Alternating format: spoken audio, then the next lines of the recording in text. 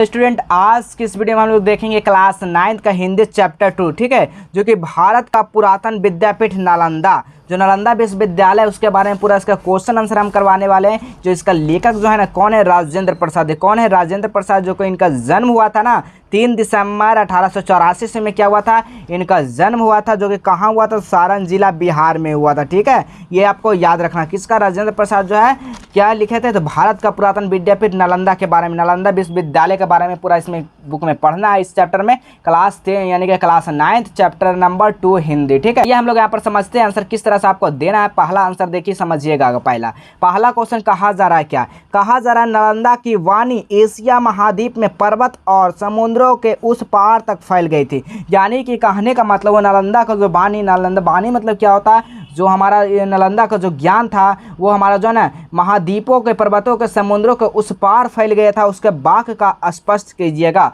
आज से इसका स्पष्ट करिएगा कि कैसे फैल गया, इसका मतलब क्या हुआ। तो आइए समझते हैं। देखिएगा चैप्टर 2 क्लास 9 का हिंदी है। देखिएगा पहला का आंसर हो जाएगा, नालंदा ज्ञान साधना के सुरलिभ पुष्प खिले हैं। क्या है? सुरलिभ क्या? पुष्प खिले। पुष्प मतलब क्या था? फूल खिले हैं। आप यानी कि अपितु यानी कि अपितु किसी समय एशिया महाद्वीप के विस्तृत भूभाग के विद्या, भूभाग मतलब क्या होता है? जमीन के विद्या संबंधित सूत्र भी उसके साथ जुड़े हुए थे। जो ज्ञान के क्षेत्र में देश और जातियां का भेदभाव लुप्त हो जाते हैं। लुप्त मतलब खत्म हो जाना, ठीक है। जातियां का भेदभाव जो होता है ना, ये कास्ट ये का सब मिलजुल कर एक, ठीक है। इसका भेदभाव क्या होता है? खत्म हो जाता है। इसलिए नालंदा का जो है उज्ज्वल दृष्टा, उज्ज्वल है जो अच्छे यानी अच्छा दृष्टा था। जो नालंदा ज्ञान था, नालंदा विश्वविद्यालय बहुत ही अच्छा उज्ज्वल दृष्टा था, ठीक है। यही आपका आंसर लिखना पहला का। चलिए दूसरा का आंसर यहाँ पर देखिए। दूसरा का आंसर यहाँ पर क्या कहा जरा समझिएगा। दूसरा का आंसर हुआ, मगध का प्राचीन राजधानी का नाम क्या था और कहाँ अवस्थित था? तो देखिएगा जो मगध जो थी वो कहाँ थी? तो राजगीर में ही न थी। कहाँ थी? तो राजगीर में था।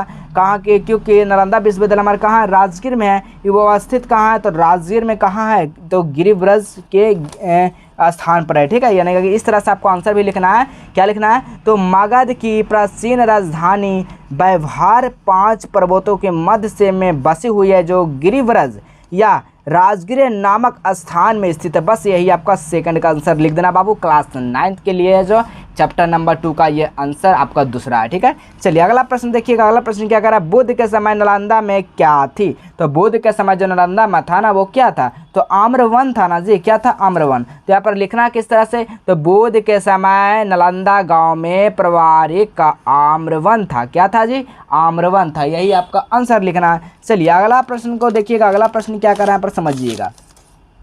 अगला प्रश्न है, महावीर और क्या कर रहा? महावीर और मेखली पुत्र गौशाला की भेंट किस उपग्राम में हुई?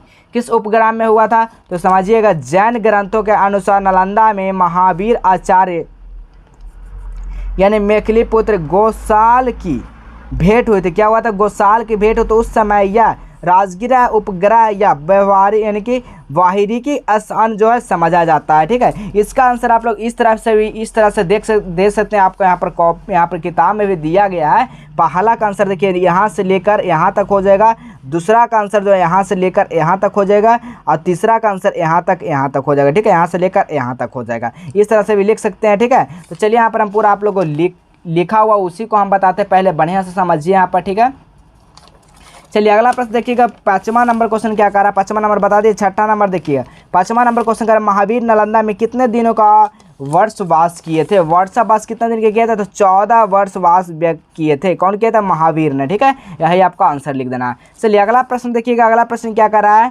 तारानाथ कौन था? यहाँ पर आपको बताना है कि तारानाथ जो थे वो कौन थे। उन्होंने नालंदा को किसकी जन्मभूमि बताया? वो किसके जन्मभूमि बताया था? तो देखिएगा, तिब्बत के विद्वान इतिहास के लेखक लामा तारानाथ के अनुसार नालंदा के सारिपुत्र की यानी कि जन्मभूमि थी। यही आपका आंसर हो जाएगा 6 का, ठीक है।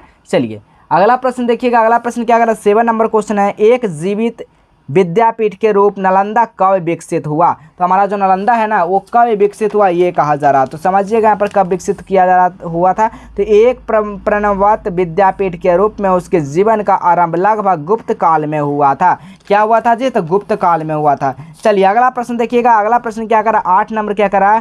फरहान कौन थे, वो नालंदा कब आए थे? तो फरहान जो थे वो एक चीनी यात्री थे। कौन थे जी? फरहान जो है किस तरह से लिखना है, फरहान एक चीनी यात्री थे जो 4वीं सदी में आए थे। इस तरह से लिखना, क्या लिखना? 4वीं सदी में आए थे। चलिए अगला प्रश्न देखिएगा, अगला प्रश्न देखिएगा क्लास जो है क्लास 9 का है, जो गोधुली है, ठीक है, उसी का हम लोग चैप्टर नंबर 2 का क्वेश्चन आंसर बता रहे हैं। अगला प्रश्न देखिए, हर्षवर्धन के समय चीनी यात्री भारत आया था, उस समय नालंदा का क्या दशा थी? क्या दशा थी उसकी जी? तो हर्षवर्धन के समय चीनी यानी कि युचांक इस देश या नालंदा आए थे, जो नालंदा अपनी उन्नति के शिखर पर था। क्या था? उन्नति के शिखर पर था हमारा क्या? तो हमारा नालंदा विश्वविद्यालय, ठीक है। चलिए अगला प्रश्न देखिएगा, अगला प्रश्न क्या कर रहा है, नालंदा के नामकरण के बारे में चीनी यात्री किस ग्रंथ के आधार पर बताया था? जो है नामकरण या नामांकन के लिए त्युचांक हर्षवर्धन के समय आया था, जो कि त्युचांक ने एक जातक की कहानी का यानी कि हवाला देते हुए लिखा है कि नालंदा का गृह नाम इसलिए पड़ा था। ये आपका हो गया। चलिए अगला प्रश्न देखिएगा, 11 नंबर क्वेश्चन क्या कर रहा है समझिए। 11 नंबर क्वेश्चन है आपका, नालंदा विश्वविद्यालय का जन्म कैसे हुआ? तो नालंदा विश्वविद्यालय का जो है जन्म कैसे हुआ, तो यहाँ पर देखिएगा, नालंदा विश्वविद्यालय का जन्म जो है जनता के उदार दान से हुआ था, यानी कि जनता के द्वारा जो है दान दिया गया था, उसी के से हुआ था नालंदा का जन्म। कहा जाता है कि इसका आरंभ 500 व्यापारियों ने दान से हुआ था, यानी 500 व्यापारियाँ जो थे इनमें दान किए थे, जिन्होंने अपने धन से भूमि खरीद कर बुद्ध के दान में दी थी, ठीक है। ये बुद्ध में क्या दिए थे? दान दिए थे। यही आपका आंसर हो जाएगा। 12 नंबर क्वेश्चन कर रहा है, यानी कि योस वर्णम शिलालेख वर्णित नालंदा अपने शब्दों में चित्रण करेंगे। तो क्या है? तो 8वीं सदी के यानी कि योसा वर्णम के यानी कि शिलालेख में नालंदा का बड़ा भव्य दर्पण किया गया। यहाँ के बिहारों की यानी कि पंक्तियों उच्च शिखर आकाश में यानी कि मंथों में छूते थे, जिन्हें चारों ओर नीले जल भरे हुए थे सरोवर थे, जिन्होंने सुनहरा और लाल कमल तैरते थे। भवनों के शिल्प और सत्यापन को देखकर आश्चर्य होता था कि उनमें अनेक प्रकार के अलंकरण और सुंदरता क्या थे? मूर्तियाँ थी। यही आपका आंसर हो जाएगा 12 का। चलिए अगला प्रश्न देखिएगा, 13 नंबर क्वेश्चन का रहा, इतिशंग कौन था? नालंदा के बारे में क्या बताया था? तो क्या बताया था? तो इतिशंग जो था एक चीनी यात्री था। ये क्या था? तो याद रखिए चीनी यात्री था, जो इतिशंग के समय इस बिहार में 300 बड़े कमरे और 8 मंडप थे, जो पुरातन विभाग में खुदाई में नालंदा विश्वविद्यालय के जो अवशेष यहाँ प्राप्त हुआ, उनके इस यानी कि वर्णन को सच्चाई यानी कि वर्णनों का सच्चाई प्रकट होती है। इस तरह से आपका आंसर लिखना है। चलिए अगला देखिएगा, 14 नंबर क्वेश्चन क्या कह रहा है। 14 नंबर क्वेश्चन है, विदेश के नालंदा विश्वविद्यालय के संबंध एक उदाहरण इसको देना है, ठीक है। एक उदाहरण के जैसे कि समझ लीजिए कि विदेशों के साथ नालंदा विश्वविद्यालय जो संबंध था, उसका स्मारक जो है एक ताम्रपत्र की खुदाई में मिला था। यही इसका उदाहरण है। अगला क्वेश्चन देखिएगा, 15 नंबर, नालंदा में किन 5 विषयों का शिक्षा अनिवार्य थी? कौन कौन जो शिक्षा थी ना वो अनिवार्य थी हमारा नालंदा में? तो देखिएगा मूल रूप से 5 विषयों का शिक्षा जो है वहाँ अनिवार्य थी। पहला विद्या व्याकरण, जिसमें भाषा का सम्यक ज्ञान प्राप्त हो सके, हेतु विद्या, तर्कशास्त्र, जिनमें विद्यार्थी अपने बुद्धि का यानी कि कसौटी पर प्रत्येक बात को परख रख सकते, चिकित्सा विद्या, जिस पर सीख कर छात्र स्वयं स्वस्थ रहे एवं दूसरे को भी निरोग बना रख सकते, ठीक है।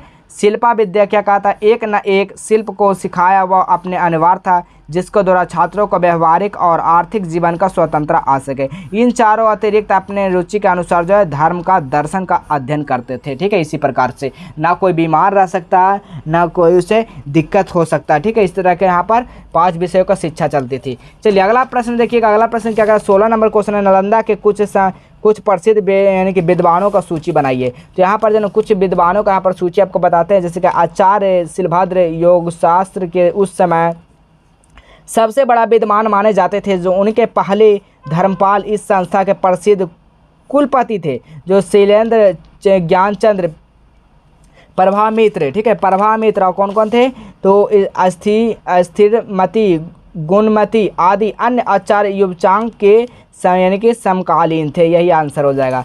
17 नंबर क्वेश्चन देखिए क्या कहा? 17 नंबर क्वेश्चन है, शिलभद्र युवचांग यानी कि हेनसांग का क्या बातचीत था? तो क्या बातचीत है जी? तो जब युमचांग नालंदा के विदा होने लगे तब आचार्य शिलभद्र एक एवं अन्य भिक्षुओं ने उसने यहाँ रह जाने के लिए अनुरोध किया। युमचांग ने उत्तर में यह वचन कहा, यानी कि कहे, यह देश बुद्ध की जन्मभूमि है, इसके प्रति प्रेम ना हो सकना असंभव है। यानी कि जो देश जो है बुद्ध की भूमि, यानी बुद्ध भगवान की जो है भूमि है, इसमें प्रेम ना होना क्या असंभव है, यानी प्रेम होना ज़रूरी है।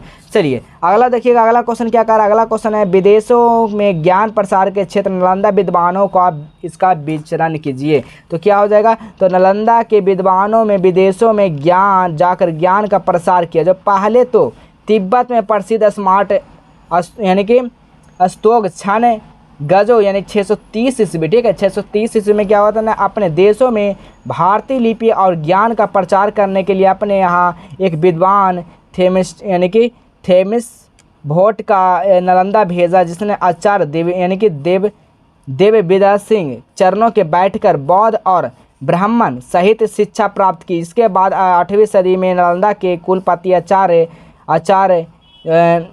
तिच्छति, ठीक है, सचित तिब्बत स्मार्ट के आमंत्रण पर उस देश में गए। जो नालंदा तंत्र विद्या क्या कर नालंदा तंत्र विद्या के प्रमुख आचार्य कमलशील भी तिब्बत देश है।